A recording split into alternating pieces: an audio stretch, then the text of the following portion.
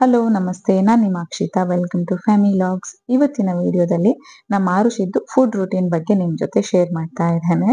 ಬೆಳಗಿನ ತಿಂಡಿಗೆ ಬೀಟ್ರೂಟ್ ಮತ್ತೆ ಕ್ಯಾರೆಟ್ ಹಾಕಿ ಚಪಾತಿ ಮಾಡಿದ್ದೆ. ಬೀಟ್ರೂಟ್ ಮತ್ತೆ ಕ್ಯಾರೆಟ್ ಅನ್ನ ಮೊದಲೇ ಕಟ್ ಮಾಡಿ ಬೇಯಿಸ್ಕೊಂಡಿದ್ದೆ. ಅದೇ ನೀರನ್ನ ಹಾಕಿ ಗ್ರೈಂಡ್ ಮಾಡ್ಕೊಂಡಿದ್ದು. ಮಕ್ಕಳಿಗೆ ಕೊಡೋದ್ರಿಂದ ಸ್ವಲ್ಪ ಬೇಯಿಸಿ ಕೊಟ್ರೆ ಒಳ್ಳೇದು. ಹಸಿ ಕೂಡ ಕೊಡಬಹುದು ಮಕ್ಕಳಿಗೆ ಸೆಟ್ ಆಗೋದಾದ್ರೆ. ನಾನು ಕೆಲವೊಂದ್ಸಲ ಹಸಿ ಕೊಡ್ತೇನೆ, ಕೆಲವೊಂದ್ಸಲ ಬೇಯಿಸಿ ಕೂಡ ಕೊಡ್ತೇನೆ. ತುಂಬಾ ಚಿಕ್ಕ ಮಕ್ಕಳಿಗಾದ್ರೆ ನಾವು ಬೆಟರ್ ಕುಕ್ ಮಾಡಿ ಕೊಡೋದು ಅಂತ ಹೇಳ್ಬಹುದು. ಸೊ ನಾರ್ಮಲ್ ಆಗಿ ನಾವು ಚಪಾತಿ ಹಿಟ್ಟನ್ನ ಹೇಗೆ ಕಲಿಸ್ಕೊಳ್ತೇವೆ ಅದೇ ರೀತಿ ಕಲಿಸ್ಕೊಂಡ್ರೆ ಆಯ್ತು. ಬೇಕಾದಷ್ಟು ನೀರ್ ಹಾಕಿ ಕಲಿಸ್ಕೋಬೇಕು.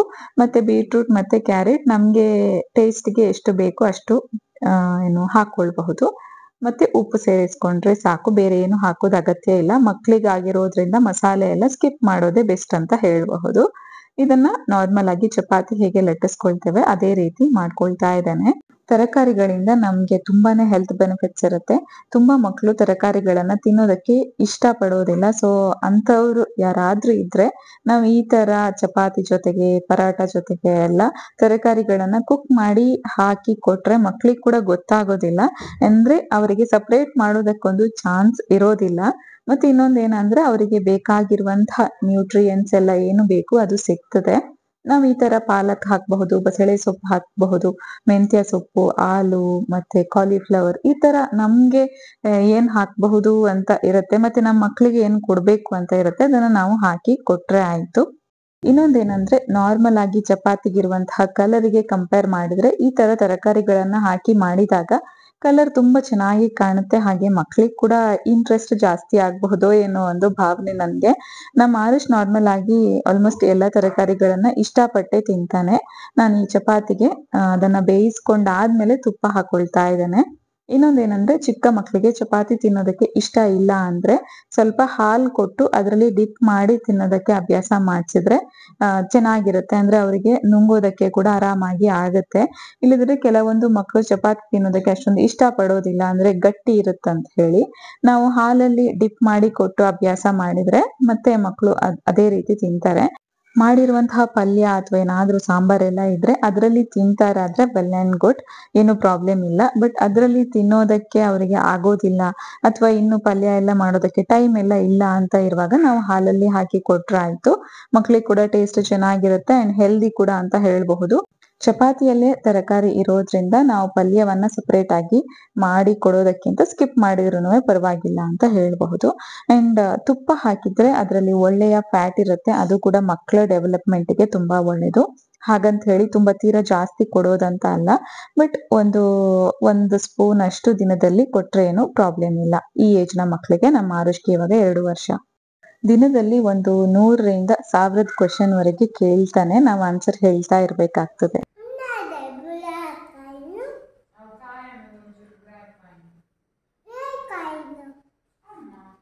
ಮಕ್ಕಳು ಫುಡ್ಡೇ ತಿಂತಾ ಇಲ್ಲ ಅನ್ನೋದಕ್ಕಿಂತ ಯಾಕೆ ತಿಂತಾ ಇಲ್ಲ ಅಂತ ಹೇಳಿ ನಾವು ಒಂದು ರೀಸನ್ ಅನ್ನ ತಿಳ್ಕೊಂಡ್ರೆ ಒಳ್ಳೇದು. ಟೇಸ್ಟ್ ಇಷ್ಟ ಆಗ್ತಾ ಇಲ್ವಾ, ಅಥವಾ ನಾವು ಕೊಡುವಂತಹ ಫುಡ್ ಇಷ್ಟ ಆಗ್ತಾ ಇಲ್ವಾ, ಅಥವಾ ಕನ್ಸಿಸ್ಟೆನ್ಸಿ ಅವರಿಗೆ ಚೆನ್ನಾಗಿಲ್ವಾ, ಅಥವಾ ನಾವು ಕೊಡುವಂತಹ ಟೈಮ್ ಸರಿ ಹೋಗ್ತಾ ಇಲ್ವಾ, ಅವರಿಗೆ ಎಷ್ಟು ಬಾರಿ ಕೊಡ್ಬೇಕು ಅಷ್ಟು ಬಾರಿ ನಾವೇನಾದ್ರೂ ಕೊಡ್ತಾ ಇಲ್ವಾ, ಅಥವಾ ತುಂಬಾ ಲೇಟ್, ತುಂಬಾ ಗ್ಯಾಪ್ ಕೊಡ್ತಾ ಇದ್ದೇವಾ, ಅಥವಾ ತುಂಬಾ ಬೇಗ ಬೇಗ ಕೊಡ್ತಾ ಇದ್ದೇವಾ, ಇದನ್ನೆಲ್ಲ ನಾವು ಯೋಚನೆ ಮಾಡ್ಬೇಕಾಗ್ತದೆ. ಸೊ ಅವರಿಗೆ ಸೆಟ್ ಆಗುವ ಹಾಗೆ ನಾವು ಕೂಡ ಒಂದು ರೂಟೀನ್ ಅನ್ನ ಪ್ಲಾನ್ ಮಾಡ್ಕೊಂಡಿರ್ಬೇಕು. ಅವಾಗ ಅವ್ರು ಕೂಡ ಇಷ್ಟಪಟ್ಟು ತಿಂಡಿಯನ್ನ ಅಥವಾ ನಾವು ಏನ್ ಕೊಡ್ತೇವೆ ಅದನ್ನ ತಿಂತಾರೆ ಅಂತ ಹೇಳ್ಬಹುದು. ಇದು ಬೆಳಗ್ಗಿನ ತಿಂಡಿ ಆದ್ಮೇಲೆ ನಾನೊಂದು 10-11 ಗಂಟೆ ಅಷ್ಟೊತ್ತಿಗೆ ಸ್ನಾಕ್ಸ್ಗೆ ಅವನಿಗೆ ಏನಾದ್ರೂ ಫ್ರೂಟ್ಸ್ ಕೊಡ್ತೇನೆ. ಈ ಒಂದು ಮೀಲ್ ಇದ್ದೇ ಇರುತ್ತೆ ಅವನಿಗೆ 8-9 ತಿಂಗಳಿಂದ ಇವಾಗವರೆಗೆ ಕೂಡ ಅದನ್ನ ಹಾಗೆ ಕಂಟಿನ್ಯೂ ಮಾಡ್ತಾ ಇದ್ದೇನೆ. ಸೊ ಒಂದು ಗ್ಯಾಪ್ ಅಲ್ಲಿ ಸಣ್ಣದೊಂದು ಸ್ನಾಕ್ಸ್. ఆపిల్ ఏం చూడండి టేస్ట్ ఏం చూడారు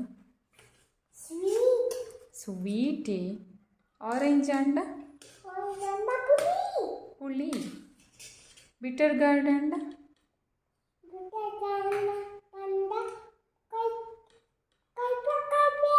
కైపే కైపే బిటర్ గార్డ్ లెమన్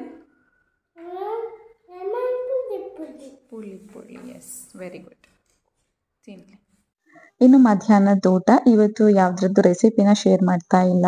ಸ್ವಲ್ಪ ಹಾಗಲಕಾಯಿ ಇತ್ತು, ಅದನ್ನ ನಾರ್ಮಲ್ ಆಗಿ ಒಂದು ಪಲ್ಯ ಮಾಡಿದ್ದು, ಫ್ರೈ ಮಾಡಿದ್ದಲ್ಲ. ಮತ್ತೆ ಬೆಂಡೆಕಾಯಿಯ ಪಲ್ಯ, ಸ್ವಲ್ಪ ಕರ್ಡ್ ಹಾಕಿ ರೈಸ್ ಕೊಡ್ತಾ ಇದ್ದೇನೆ ಮಧ್ಯಾಹ್ನ ಊಟಕ್ಕೆ. ತರಕಾರಿಗಳನ್ನ ಆಲ್ಮೋಸ್ಟ್ ಎಲ್ಲ ತರಕಾರಿಗಳನ್ನ ತಿಂತಾನೆ. ಹಾಗಲಕಾಯಿ ಕೆಲವೊಂದ್ಸಲ ಅವನಿಗೆ ಅಷ್ಟೊಂದು ಇಷ್ಟ ಆಗೋದಿಲ್ಲ, ತುಂಬಾ ಕಹಿ ಇದ್ರೆ ಸ್ವಲ್ಪ ನಾರ್ಮಲ್ ಕಹಿಯಲ್ಲಿ ಇದ್ರೆ ತಿಂತಾನೆ. ನಾನು ಈ ತರ ಪಲ್ಯ ಎಲ್ಲ ಮಾಡುವಾಗ ಅದ್ರದ್ದು ಬೇಯಿಸಿ ನೀರ್ ತೆಗಿಯೋದು ಅಥವಾ ಬೆಲ್ಲ ಹಾಕೋದು ಅದೇನು ಮಾಡೋದಿಲ್ಲ. ನಾರ್ಮಲ್ ಆಗಿ ಅದ್ರದ್ದು ಟೇಸ್ಟ್ ಹೇಗಿರುತ್ತೆ ಅದೇ ತರ ಕುಕ್ ಮಾಡ್ತೇನೆ. ಅವನಿಗೆ ಇಷ್ಟ ಇಲ್ಲ ಅಂದ್ರೆ ಕಂಪ್ಲೀಟ್ಲಿ ಸ್ಕಿಪ್ ಮಾಡ್ತೇನೆ, ಇಷ್ಟ ಇಲ್ಲ ಅಂದ್ರೆ ಫೋರ್ಸ್ ಮಾಡಿ ಕೊಡೋದಿಲ್ಲ. ಆದ್ರೆ ಹಾಗಲಕಾಯಿಗೆ ಬೇಕಾಗುವಷ್ಟು ಈರುಳ್ಳಿ ಮತ್ತೆ ಟೊಮ್ಯಾಟೊ ಹಾಕ್ತೇನೆ. ಅದರಲ್ಲಿರುವಂತಹ ಟೇಸ್ಟ್ ಇಂದ ಒಂದು ಏನು ಸಿಹಿ ಆಗಿರುವಂತಹ ಅಥವಾ ಹುಳಿ ಆಗಿರುವಂತಹ ಟೇಸ್ಟ್ ಬರುತ್ತೆ. ಕಹಿ ಏನಿರುತ್ತೆ ಅದು ಸ್ವಲ್ಪ ಕಡಿಮೆ ಆಗುತ್ತೆ.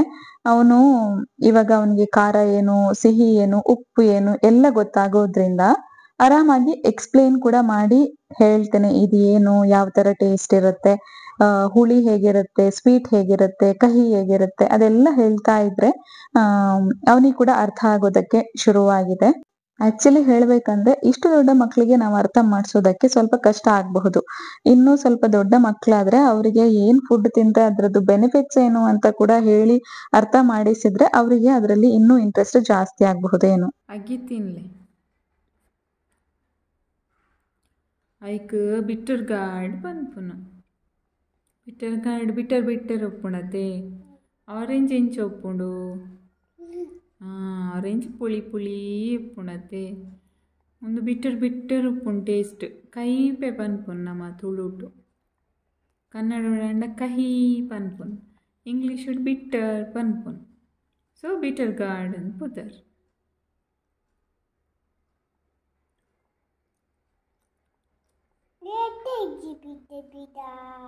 ಎಡ್ಡೆಜ್ಜೆ ಇದಕ್ಕಿಷ್ಟ ಒಂದಿಜ್ಜೆ ಇಷ್ಟ ಒಕ್ರ ಇಷ್ಟ ಉಂಡೆ. ಓಕೆ ಒಕ್ರ ತಿನ್ಲೆ ಅಂಚಾಣ. ಹಾಂ ಇಷ್ಟ ಇಜ್ಜೆ ಬಿಟ್ಟರ್ ಗಾರ್ಡ್. ಓಕೆ ಇಟ್ಸ್ ಓಕೆ ಮಸ್ತ್ ಏನಿ ಬಿಟ್ಟರ್ ಲೆಕ್ಕೊಂಡು. ಅವನು ನಾರ್ಮಲ್ ಆಗಿ ಅವನಷ್ಟಕ್ಕೆ ಕೂತ್ಕೊಂಡು ಸ್ವಲ್ಪ ಆದ್ರೂ ಊಟ ಮಾಡ್ತಾನೆ. ಆದ್ರೂ ನಾನು ಪಕ್ಕದಲ್ಲಿದ್ದು ಚೆನ್ನಾಗಿ ಜಗ್ದು ತಿನ್ಬೇಕು, ಸ್ಲೋಲಿ ತಿನ್ನಿ, ಹಾಗ್ ಮಾಡಿ ಹೀಗ್ ಮಾಡಿ ಅಂತ ಹೇಳಿ ಏನಾದ್ರೂ ಒಂದು ಮಾತಾಡ್ತಾ ಇರ್ತೇನೆ. ಅವನಿಗೆ ಕೂಡ ಬೋರ್ ಆಗೋದಿಲ್ಲ.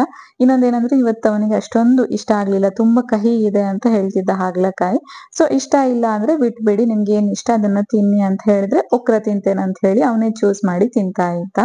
ಇದಾದ್ಮೇಲೆ ಸಂಜೆಯ ಸ್ನಾಕ್ಸ್, ಇದನ್ನ ಕೂಡ ನಾನು ಸ್ಕಿಪ್ ಮಾಡೋದಿಲ್ಲ, ಯಾವತ್ತೂ ಸ್ಕಿಪ್ ಮಾಡೋದಿಲ್ಲ ಅವನಿಗೆ. ಇವತ್ತು ಸ್ನಾಕ್ಸ್ಗೆ ಕಾರ್ನ್ ಸಲಾಡ್ ಅಂತ ಹೇಳ್ಬಹುದು, ಬೇಬಿ ವರ್ಷನ್, ಅದನ್ನ ಮಾಡ್ಕೊಳ್ತಾ ಇದ್ದೇನೆ.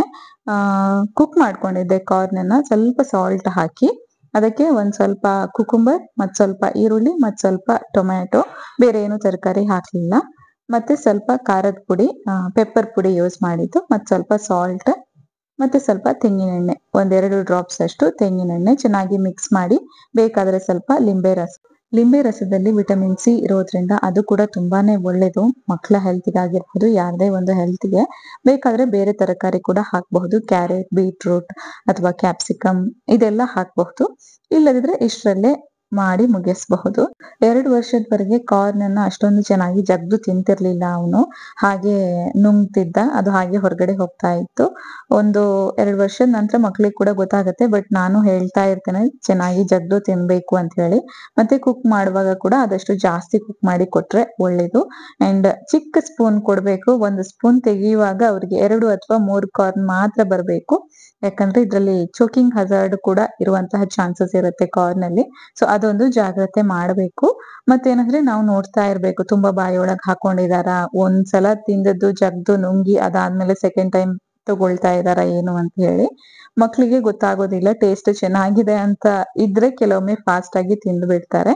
ಇದು ಸಂಜೆಯ ಸ್ನಾಕ್ಸ್ ಆದ್ಮೇಲೆ ಸ್ವಲ್ಪ ಹೊತ್ತು ಪ್ಲೇ ಟೈಮ್ ಯಾವಾಗ್ಲೂ ಇದ್ದೇ ಇರುತ್ತೆ. ಒಂದು 24 ಗಂಟೆಯಲ್ಲಿ ಅವ್ರು ಎಚ್ಚರ ಇರುವ ಟೈಮಲ್ಲಿ ಅವ್ರದ್ದು 99% ಪ್ಲೇ ಟೈಮೇ ಇದ್ದೇ ಇರುತ್ತೆ. ಇದೊಂದು ಹೊಸ ಗೇಮ್ ನಾವು ರೀಸೆಂಟ್ ಆಗಿ ತಗೊಂಡಿರೋದು, ಮೆಮರಿ ಗೇಮ್ ಅಂತ ಹೇಳ್ಬಹುದು. ಇದು ಡೈಸ್ ಏನಿದೆ ಅದನ್ನ ಹಾಕಿದಾಗ ಅದ್ರಲ್ಲೊಂದು ಕಲರ್ ಬರುತ್ತಲ್ವಾ, ಅದನ್ನ ನಾವು ಸೇಮ್ ಕಲರ್ ಚೂಸ್ ಮಾಡಿದ್ರೆ ನಮ್ಗಂತ ಇಟ್ಕೊಳ್ಬೇಕು ಕಾಯಿನ್ ಅನ್ನ. ಬೇರೆ ಕಲರ್ ಬಂದ್ರೆ ಒಂದು ಕಾಯಿನ್ ಅನ್ನ ಸೆಲೆಕ್ಟ್ ಮಾಡಿ ಏನಿರ್ತೇವೆ ಅದು ಬೇರೆ ಕಲರ್ ಬಂದ್ರೆ ಅದನ್ನ ಅಲ್ಲೇ ಇಡ್ಬೇಕು. ಮತ್ತೆ ಇನ್ನೊಬ್ರು ಅದು ಡೈಸ್ ಅನ್ನ ಹಾಕ್ಬೇಕು. ಇದನ್ನ ಎಷ್ಟು ಜನ ಬೇಕಾದ್ರೂ ಆಡಬಹುದು ಅಥವಾ ಇಬ್ರು ಕೂಡ ಆಡಬಹುದು. ಕೆಲವೊಮ್ಮೆ ಚೀಟ್ ಮಾಡ್ತಾನೆ. ಮೇ ಬಿ ಅವನಿಗೆ ಚೀಟ್ ಅಂದ್ರೆ ಏನು ಅಂತ ಗೊತ್ತಿಲ್ಲ ಅಂದ್ರೂನುವೆ ಅವನು ಹಾಕಿದಂತಹ ಡೈಸ್ಗೆ ಏನ್ ಕಲರ್ ಬರುತ್ತೆ ಅಲ್ಲಿಯವರೆಗೆ ತೆಗಿತಾ ಇರ್ತಾನೆ. ಕೆಲವೊಂದ್ಸಲ ನಾವು ಪಿಕ್ ಮಾಡಿರ್ತೇವೆ, ನಮ್ಗೆ ರಾಂಗ್ ಬಂದಿರುತ್ತೆ. ಅವನ್ ನೆನ್ಪಿಟ್ಕೊಂಡು ಇವಾಗ ನೋಡಿ ನಾನ್ ಹಾಕಿದ್ದು ಬ್ಲೂ ಮತ್ತೆ ಅವನು ಬ್ಲೂ ಅನ್ನ ತೆಗ್ದು ಅವನಿಗೆ ಅಂತ ಹೇಳಿ ಕಾಯಿನ್ ಅನ್ನ ಇಟ್ಕೊಳ್ತಾ ಇದ್ದಾನೆ. ಅಂದ್ರೆ ಅವನಿಗೆ ರೂಲ್ಸ್ ಇನ್ನು ಗೊತ್ತಾಗ್ಲಿಲ್ಲ. ನಾವು ತಗೊಂಡು ಒಂದು 3-4 ದಿನ ಆದದ್ದಷ್ಟೇ ಆ ಒಂದು ಟಾಯ್ಸ್ ಅನ್ನ. ಮತ್ತೆ ಒಂದ್ ಸ್ವಲ್ಪ ಹೊತ್ತಾದ್ಮೇಲೆ ನಾನು ಅವನಿಗೆ ಹಾಲು ಕೊಡ್ತಾ ಇದ್ದಾನೆ. ಹಾಲು ನಾನು ನಾರ್ಮಲ್ ಆಗಿ ಇದೇ ಒಂದು ಗ್ಲಾಸ್ ಅಲ್ಲಿ ಕೊಡೋದು ಅವನಿಗೆ ಬೆಳಗ್ಗೆ ಮತ್ತೆ ಸಂಜೆ. ಅವನಿಗೆ ಇನ್ನೂ ಜಾಸ್ತಿ ಬೇಕು ಅಂತ ಹೇಳಿದ್ರೆ ಬೇಕಾದ್ರೆ ಮತ್ತೆ ಸ್ವಲ್ಪ ಕೊಡ್ತೇನೆ. ಇಲ್ಲದಿದ್ರೆ ರೂಟೀನ್ ಅಂತ ಹೇಳಿದ್ರೆ ಇಷ್ಟೇ. ಮತ್ತೆ ಬೇರೆ ಯಾವುದೇ ಒಂದು ಟೈಮ್ ಅಲ್ಲಿ ಜಾಸ್ತಿ ಹಾಲು ಅಥವಾ ಎಕ್ಸ್ಟ್ರಾ ಹಾಲು ಕೊಡೋದಿಲ್ಲ. ಇವತ್ತೇನಂದ್ರೆ ಇಷ್ಟು ಕುಡ್ದಾದ್ಮೇಲೆ ಮತ್ತೆ ಸ್ವಲ್ಪ ಕೇಳಿದ್ದ, ಮತ್ತೆ ನಾನು ಒಂದ್ ಸ್ವಲ್ಪ ಹಾಲನ್ನ ಕೊಟ್ಟೆ. ಕೆಲವೊಂದ್ಸಲ ಏನಾಗುತ್ತೆ, ನಾವು ತಿಂದಂತಹ ತಿಂಡಿಯ ಮೇಲೆ ಕೂಡ ಡಿಪೆಂಡ್ ಆಗಿರ್ತದಲ್ವಾ. ಅವರಿಗೆ ತುಂಬಾ ಬಾಯಾರಿಕೆ ಅಥವಾ ಹಾಲು ಕುಡಿಬೇಕು ಅಂತ ಇರುವಾಗ ನಾವು ಕೊಡಬಹುದು. ಅವಾಗ್ಲೇ ನಾನು ಟೊಮ್ಯಾಟೊ, ಆನಿಯನ್ ಎಲ್ಲ ಹಸಿ ವೆಜಿಟೇಬಲ್ ಅನ್ನ ಹಾಕಿರುವಂತಹ ಸ್ನಾಕ್ಸ್ ಕೊಟ್ಟದ್ದಲ್ವಾ, ಅದಕ್ಕೋಸ್ಕರ ಒಂದ್ ಸ್ವಲ್ಪ ಗ್ಯಾಪ್ ಆದ್ಮೇಲೆ ಇವಾಗ ಈ ಹಾಲನ್ನ ಕೊಟ್ಟಿದ್ದು. ಇಲ್ಲದಿದ್ರೆ ಜೊತೆಗೆ ಕೊಡ್ತೇನೆ. ಅವನು ಜೊತೆಗೆ ತಿನ್ನುವಂತಹ ಸ್ನಾಕ್ಸ್ ಏನಾದ್ರೂ ಇದ್ರೆ ಹಾಲಿನ ಜೊತೆಗೆ ಸೇಮ್ ಟೈಮ್ ಕೊಟ್ಬಿಟ್ಟಿರ್ತೇನೆ. ಈ ತರ ನಾವು ಸ್ವಲ್ಪ ಜಾಗ್ರತೆ ಮಾಡ್ಬೇಕು, ನೋಡ್ಕೊಂಡು ಕೊಡ್ಬೇಕು ಅಂತ ಇರುವಂತಹ ಸ್ನಾಕ್ಸ್ ಏನಾದ್ರೂ ಇದ್ರೆ ಸ್ವಲ್ಪ ಗ್ಯಾಪ್ ಕೊಟ್ಟು, ಒಂದ್ ಅರ್ಧ-ಮುಕ್ಕಾಲ್ ಗಂಟೆ ಗ್ಯಾಪ್ ಕೊಟ್ಟು ಅವನ್ ತಿಂದಂತಹ ತಿಂಡಿ ಡೈಜೆಷನ್ ಆಗಿದೆ ಅಂತ ಗೊತ್ತಾದ್ಮೇಲೆ ಮತ್ತೆ ನಾನು ನೆಕ್ಸ್ಟ್ ಏನ್ ಕೊಡ್ಬೇಕು ಅದನ್ನ ಕೊಡ್ತೇನೆ. ಇದೆಲ್ಲ ಬಿಟ್ಟು ನಾನು ಜಾಸ್ತಿ ಅವನಿಗೆ ಲಿಕ್ವಿಡ್ ಏನಾದ್ರೂ ಕೊಡೋದಂದ್ರೆ ನೀರು ಅಥವಾ ಬೇರೆ ಏನಾದ್ರೂ ಲೆಮನ್ ಜ್ಯೂಸ್ ಆಗಿರ್ಬಹುದು ಅಥವಾ ಯಾವ್ದಾದ್ರು ಹಣ್ಣು ಎಕ್ಸ್ಟ್ರಾ ಕೂಡ ಕೊಡ್ತೇನೆ ಅವನಿಗೆ ಬೇಕು ಅಂತ ಅನ್ಸಿದ್ರೆ. ಹಾಲು ಅವನಿಗೆ ಬಾಯಾರಿಕೆಗೆ ಅಂತ ಹೇಳಿ ಕೊಡುವಂತಹ ಒಂದು ಅಭ್ಯಾಸ ಯಾವತ್ತೂ ಮಾಡಿಸ್ಲಿಲ್ಲ. ಮುಂಚೆ ಕೂಡ ಅವನು ಚಿಕ್ಕವನಿರುವಾಗ ಕೂಡ ಬಾಟ್ಲಲ್ಲಿ ಫೀಡ್ ಮಾಡೋದು ಅದೆಲ್ಲ ಇರ್ಲೇ ಇಲ್ಲ ಅಭ್ಯಾಸ. ಹಾಗಾಗಿ ಅದನ್ನ ಏನು ಕಡಿಮೆ ಮಾಡೋದು, ಅದನ್ನ ಸ್ಕಿಪ್ ಮಾಡೋದು ಅದೆಲ್ಲ ಒಂದು ಅಭ್ಯಾಸನೇ ಇಲ್ಲ, ಅಭ್ಯಾಸ ಮಾಡಿಸ್ಲಿಲ್ಲ. ಆಗಿದ್ರಿಂದ ಆ ಒಂದು ನನ್ಗೆ ರುಟೀನ್ ಇಲ್ವೇ ಇಲ್ಲ. ನನಗೆ ನೀರು ಬೇಕು, ಹಾಲು ಬೇಕು ಅಥವಾ ಏನಾದ್ರೂ ಜ್ಯೂಸ್ ಬೇಕು, ಏನ್ ಬೇಕಾದ್ರೂ ಓಪನ್ ಕಪ್ ಅಲ್ಲಿ ಕುಡಿತಾನೆ, ಅಲ್ಲಿಗೆ ಮುಗೀತದೆ. ಇಲ್ಲದಿದ್ರೆ ಒಂದು ಸಿಪ್ಪರ್ ಅಥವಾ ಏನಾದ್ರೂ ಬಾಟಲ್ ಏನಾದ್ರೂ ಇದ್ರೆ ಅದ್ರಲ್ಲಿ ಕುಡಿತಾನೆ. ಹೀಗಿತ್ತು ನಮ್ಮ ಆರುಷಿದ್ದು ಬೆಳಗ್ಗೆಯಿಂದ ರಾತ್ರಿವರೆಗಿನ ಫುಡ್ ರೂಟೀನ್. ನಿಮ್ಗೆ ಯೂಸ್ ಆಗಿದೆ ಅಂತ ಅನ್ಕೊಳ್ತೀನಿ ವಿಡಿಯೋ ನೋಡಿದಕ್ಕೆ. Thank you so much. ಇನ್ನು ನೆಕ್ಸ್ಟ್ ವಿಡಿಯೋದಲ್ಲಿ ಸಿಗ್ತೀನಿ. ಅಲ್ಲಿವರೆಗೆ take care and bye bye.